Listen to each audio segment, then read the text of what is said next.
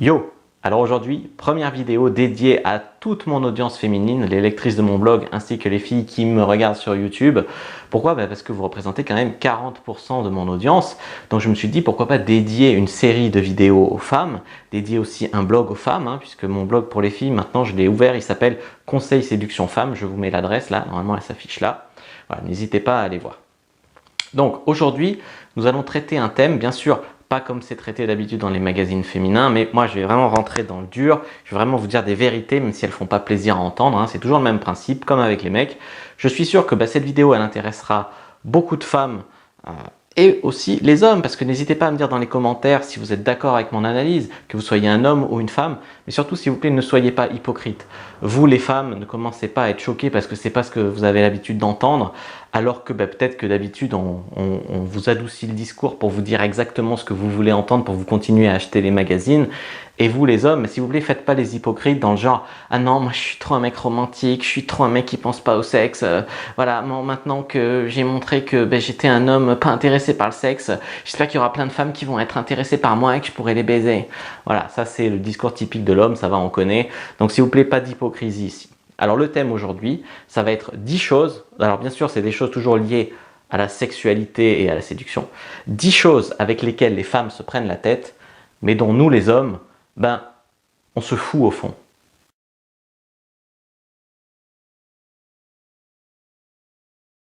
1. J'ai un bouton sur la joue. Sérieusement, annuler un rendez-vous parce que vous avez un petit bouton sur la joue et donc le reporter à la semaine ou au mois suivant tout en disant à l'homme non là je suis pas disponible, machin, en inventant des excuses, c'est une très mauvaise idée.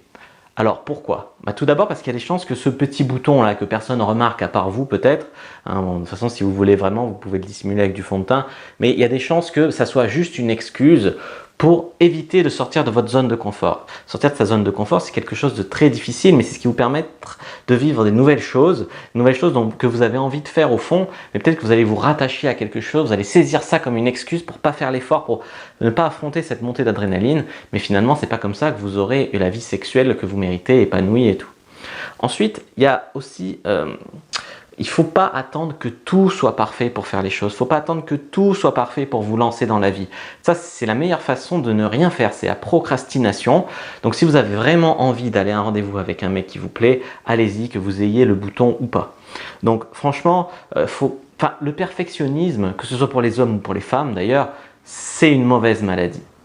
Enfin, une telle attitude, ça montrerait quoi? Que vous êtes un peu trop auto-centré et que vous savez absolument pas différencier ce qui est important de ce qui est secondaire dans la vie et notamment aux yeux d'un homme. 2. J'ai pris 1 kilo. Sérieusement, tant que vous n'avez pas pris 10 kilos depuis que la dernière fois que vous avez vu cet homme, le gars va probablement pas remarquer que vous avez pris un petit kilo. Alors, ça n'empêche pas que c'est toujours bien de faire du sport, c'est toujours bien de manger sain et de perdre ce petit kilo, mais voilà, ne vous mettez pas en tête que tout le monde ne va voir que ça, que vous avez pris 1 kilo, que tout le monde va le remarquer, que c'est très très moche, parce qu'il y a des filles à qui ça va bien. Et ne vous empêchez pas de vivre, de jouir et tout, en attendant d'avoir perdu ce petit kilo. Pourquoi encore? Parce que peut-être que vous allez mettre 3 mois à le perdre. Et alors vous allez passer 3 mois à ne pas avoir de vie sexuelle, de vie amoureuse, à vous empêcher, à vous auto-punir, de vous empêcher de vivre et tout. Non, c'est ridicule. Donc, faites votre vie, allez à ce rendez-vous et tout, mais prenez quand même des mesures pour avoir une vie saine, équilibrée et faire du sport. 3. Je dois faire semblant de ne pas penser au sexe. Alors, bon, il y a beaucoup de filles qui font les choquer dès que ça commence à parler de cul et qui font toujours genre qu'elles ne pensent absolument pas au sexe, etc. Mais nous les hommes, on n'est pas dupes, à part peut-être les plus niais, mais la plupart des hommes qui sont un peu renseignés sur le sujet, voilà, on n'est pas dupes. On sait que 80% des filles qui prétendent ces choses-là ne sont rien d'autre que des hypocrites. Alors, certes, on sait que vous n'avez pas envie de vous traîner une réputation de fille facile, vous n'avez pas envie de passer pour une pute, vous subissez un certain conditionnement de la société qui vous oblige à tenir ce discours. Alors certaines finissent par le croire, d'autres disent ces choses-là sans les penser, mais bon, voilà, personne ne vous demande de crier sur tous les toits que votre position préférée c'est la levrette. Voilà, on ne demande pas ça, on ne demande pas de dire voilà, je suis une fille, j'adore le sexe, j'adore me faire baiser, mon fantasme c'est 2 mecs qui me prennent ou c'est un plan à 3 avec une fille et un mec, j'adorais ça. Tu vois. Personne ne te demande de parler ouvertement de tout ça, de le dire à tout le monde. La seule chose ici, c'est de ne pas adopter avec les hommes qui vous plaisent ou avec l'homme qui vous plaît un comportement contre-productif. Pourquoi? Parce que mettre des barrières au sexe, si toi t'en as envie et si lui il en a envie, c'est perdant-perdant comme idée. Voilà, tout le monde est perdant, vous les femmes et nous les hommes. Alors voilà, il faut être un peu moins. Vous pouvez, enfin, je sais que c'est pas facile de s'assumer en tant que femme sexuelle vraiment épanouie aujourd'hui dans la société en France. Cependant, voilà, en petit comité avec vraiment les hommes qui vous plaisent, c'est pas la peine de continuer à jouer l'hypocrite. À un moment, il faut jouer carte sur table. Voilà, c'était le conseil de ce point numéro 3. 4. Je dois aller faire pipi, mais j'ose pas parce que j'ai peur qu'ils me prennent pour une grosse crade. Donc, bon, voilà, vous n'avez pas besoin d'inventer des excuses et de dire ah, excuse-moi 2 secondes, je dois aller me repoudrer le nez alors qu'en fait vous allez pisser. Je suis pas en train de vous dire non plus de sortir de la table pendant le rendez-vous et de dire au mec excuse-moi, je dois aller faire une grosse crotte, je dois aller chier et tout. Voilà, c'est pas la peine de tomber dans ces extrêmes-là. Mais vous pouvez très bien aller dire excuse-moi, je dois aller aux toilettes 2 minutes, tu vois. C'est un entre-deux, mais il faut bien vous mettre dans la tête que ça va, on sait que vous êtes des êtres humains, vous aussi. Hein. On n'a pas besoin de croire que vous n'allez jamais aux toilettes, que vous ne pétez jamais, que vous ne rôtez pas pour vous désirer. Les hommes désirent les femmes. On les désirait déjà au temps des cavernes où on vous voyait faire caca devant nous dans la caverne. Voilà, c'est biologique. Donc, faut arrêter aussi l'hypocrisie là-dessus. Je vous dis pas de devenir des grosses crades assumées, mais ça sert à rien non plus de nous prendre pour des cons. J'ai envie qu'il m'embrasse, mais je vais détourner la tête parce que j'ai mauvaise haleine.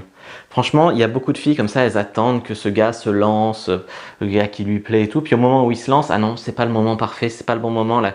J'ai pris un café tout à l'heure, j'ai peur qu'il sente mon haleine, qu'il trouve que je suis une grosse dégueulasse, que je sens pas bon, donc je vais préférer lui mettre un vent. Non, sérieusement, c'est une très très mauvaise idée. Pourquoi? Est-ce que vous avez une idée du courage qu'il faut quand on est un homme pour se pencher vers une femme et essayer de l'embrasser? Non, c'est énorme, c'est quelque chose d'énorme. Et on prend énormément sur nous quand on fait ça. Alors si vous, de votre côté, vous avez envie qu'on vous embrasse, c'est quelque chose qui vous fait envie et tout, mais vous détournez la tête pour des principes à la con, pour des idées à la con, là, en l'occurrence, et que vous nous mettez un gros vent, vous risquez franchement de laisser passer votre chance avec ce gars qui vous plaît. Alors certes, tu vois, quand on est un homme, on nous dit il faut persévérer pour avoir ce qu'on veut dans la vie, il faut être quelqu'un qui a de la suite dans les idées, il faut avoir du courage, il faut se lancer et tout.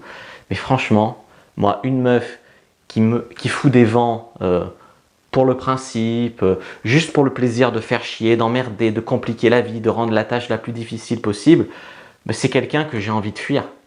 Donc notez bien ça dans votre tête. On vous a peut-être dit quand vous étiez jeune qu'il fallait compliquer la vie aux garçons, mais là, la vie des mecs, les relations hommes-femmes sont déjà assez compliquées comme ça. Donc si le mec vous plaît et il fait un effort pour aller vers vous, reconnaissez l'effort qu'il fait et ne lui mettez pas un vent pour des raisons à la con, quoi. 6. Je ne suis pas parfaitement épilé. Non, franchement, non, ne déconnez pas. Là, au moment où la tension sexuelle est à son comble, où l'homme vous désire ou vous désirez l'homme, vous frustrez et le frustrez, tout simplement parce que vous vous êtes pas fraîchement épilé, vous vous êtes pas rasé, vous avez des petites repousses sur le pubis de 2 jours, donc la situation ne sera pas parfaite, donc je vais prétexter que je peux pas faire l'amour ce soir, que j'ai pas envie, machin. Frustré comme ça pour des raisons secondaires, un petit peu à la con, casser la magie du moment, c'est quand même quelque chose de vachement précieux, la magie du moment.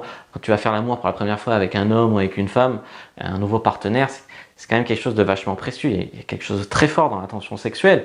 Toi, t'arrives, t'as 2-3 poils, tu crois qu'on va focaliser là-dessus, qu'on va penser que t'es une grosse sale ou quoi, et donc tu casses tout, tu dis non, je peux pas, ou même des fois il y en a qui l'avouent, je peux pas parce que je me suis pas épilé de près. Mais on s'en fout. Je veux dire, à ce moment-là, faut faire la priorité. Priorité, c'est la magie du moment.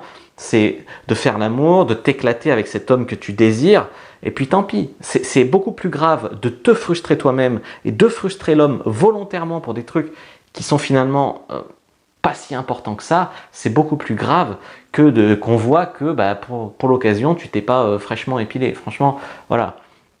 Même chose pour les filles qui vont tenir des discours dans le genre ah ouais, moi j'adore la spontanéité dans la vie, pour moi c'est le truc le plus important, quand ça arrive comme ça on sait que c'est le moment et tout. Mais bon, là ce soir c'était super, mais finalement je peux pas, je vais rien faire, je peux pas, non je peux pas, parce que j'ai pas mis mes plus beaux sous-vêtements pour l'occasion. Si j'avais su je les aurais mis, mais là je les ai pas mis. Mais à part ça j'adore la spontanéité du moment et tout, mais là ce soir c'est pas possible pour cette raison que je viens de te donner.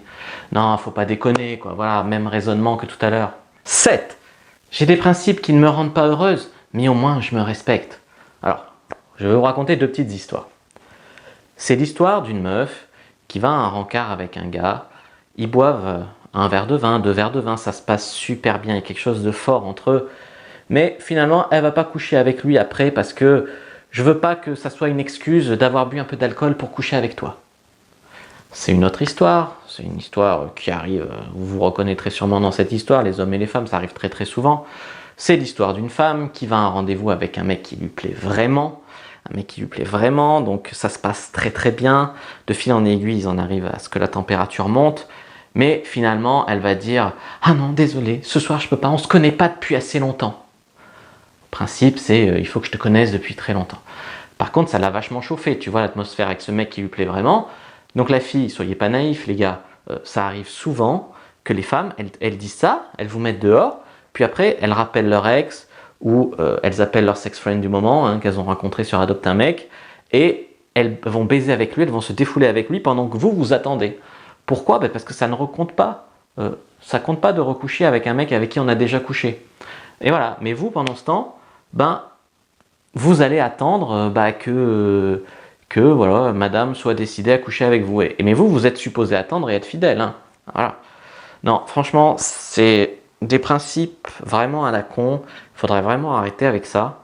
Parce que, bon, je pense pouvoir affirmer sans trop me tromper qu'une meuf qui aurait ces principes, elle ne peut pas avoir une vie épanouissante parce que ça montre tellement qu'elle est torturée. J'ai envie de faire l'amour avec toi mais je peux pas parce qu'on a bu du vin et ça va être une excuse pour faire l'amour et après peut-être que je vais le regretter ou peut-être que ça, on l'aura pas vraiment fait parce qu'on se désire mais parce qu'il y avait le vin machin. Arrêtez de vous prendre la tête comme ça. Je te désire, je veux un truc sérieux avec toi mais je te connais pas depuis assez longtemps donc je suis pas avec toi mais je vais aller recoucher le soir même ou le lendemain avec un gars avec qui j'ai déjà couché parce que ça compte pas de recoucher avec lui, je passe pas pour une pute si je recouche avec lui, ça monte pas mon compteur de mec avec qui j'ai couché donc je vais aller jouir avec lui et puis toi pensant tu vas attendre bien sagement comme un petit chiot tu vois. Non, faut arrêter, c'est trop des trucs de filles torturées. Comment une fille qui raisonne comme ça, on peut imaginer une seule seconde qu'elle soit heureuse et épanouie dans sa tête? C'est pas possible. Voilà pourquoi ça transmet des mauvaises choses et je vous invite à arrêter d'avoir ces comportements pleins de principes rigides à la con parce qu'il y a d'autres filles qui ont moins de principes et qui vont vous les voler ces mecs de valeur que vous vous torturez presque psychologiquement, volontairement, on sait pas trop pourquoi. Voilà, faites attention. Hein. 8. Je n'ai pas beaucoup d'expérience au lit. Alors ça, c'est un problème que beaucoup de nanas rencontrent à force de jouer aux filles qui ne sont pas intéressées par le sexe. Alors pourquoi? Je vous explique simplement ce phénomène. Voilà. Les hommes, bien dans leur basket, quand une fille les fait attendre pour le principe pendant 10 ans et tout, ils vont finalement soit jeter l'éponge, soit abandonner, soit coucher avec d'autres filles.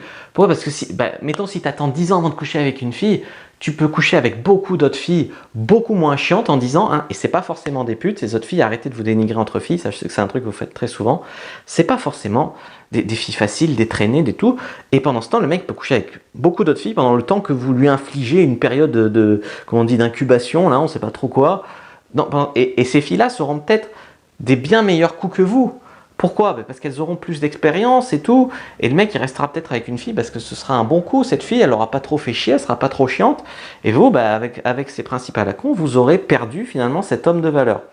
Alors voilà, ça c'est un très très gros problème qui fait que ça éloigne encore les hommes, les bons coups en fait, des femmes. Parce que si vous faites fuir les bons coups en général ils ont le choix. Ils ont le choix dans leur partenaire féminin. Donc si vous êtes trop chiante, vous allez vous retrouver avec les mecs un peu désespérés ou les mauvais coups, etc. Et les autres mecs, bien dans leur basket et tout, ils vont partir avec des filles bien moins chiantes. Faire croire que ouais, je suis attachante, les chieuses, les mecs adorent ça et tout, ça va un moment. Hein. C'est une grosse légende qui vous arrange bien, mais à mon avis, il n'y en a pas tant que ça des mecs qui aiment ça, à part les mecs vraiment désespérés. Mais ça va, on n'est pas tous maso non plus.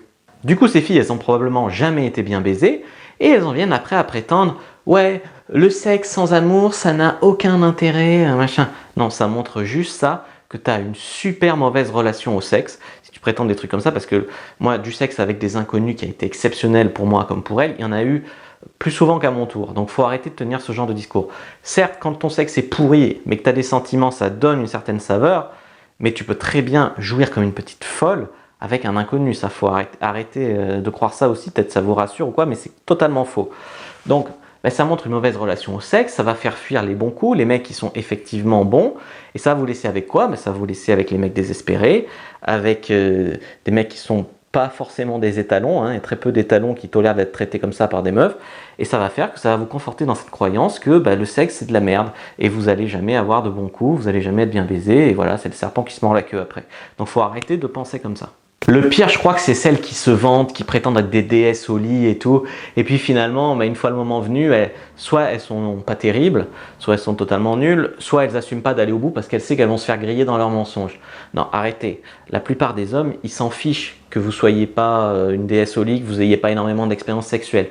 Franchement, la plupart des hommes vous apprendront volontiers pour peu que vous soyez de bonne foi, que vous soyez déterminé à aller au bout de votre démarche. Bah, finalement, c'est du développement personnel un peu.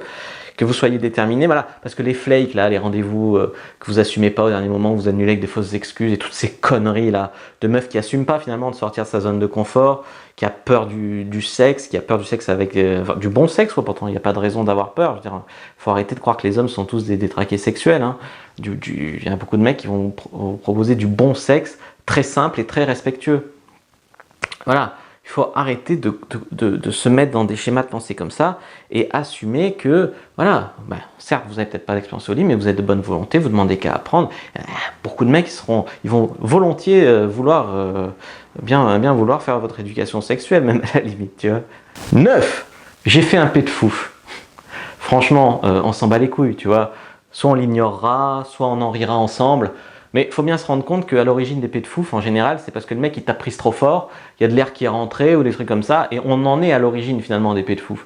Donc il faut arrêter de complexer là-dessus. D'ailleurs les mecs, si vous avez ce cas-là, ne culpabilisez pas les femmes. Et puis vous les femmes, voilà, c'est naturel, apprenez à l'assumer et puis c'est tout. 10. Je ne suis pas intéressé, mais j'ai peur qu'ils le prennent mal. Non, alors il n'est absolument pas respectueux de laisser espérer un mec, de lui dire ouais on se verra plus tard, non là je peux pas, donner des fausses excuses, ne jamais dire non, je ne suis pas intéressé, machin. Je vous dis pas ici d'être violente, d'insulter, de manquer de respect au mec, mais simplement je vous dis qu'un gars bien, un gentil garçon, ce que vous voulez, qui fait des efforts pour aller vers vous, assumez de lui dire non, ne le laissez pas espérer, ne le gardez pas sous le coude au cas où les 20 gars qui sont avant lui sur votre liste des priorités ne veulent pas de vous. Ah, c'est pas du tout respectueux ça. Vous les mecs non plus, ne vous laissez pas traiter comme ça. Faut que les femmes à un moment elles assument qu'elles soit elles vous veulent, soit elles vous veulent pas, mais merde à un moment, tu vois. Voilà, je vous dis pas si vous êtes dans une ruelle sombre la nuit et qu'il y a un gars chelou qui vous accoste, vous avez peur de lui dire non, ça je comprends, vous avez peur de lui dire non parce que vous avez peur qu'il devienne violent, vous avez peur de tout ça. Ça, je dis pas, vous pouvez faire l'hypocrite, vous pouvez dire je suis pressé, je suis fiancé, j'ai un copain. En général, les mecs ils respectent, vous lui dites je suis fiancé, désolé, j'ai un copain, je vais bientôt me marier.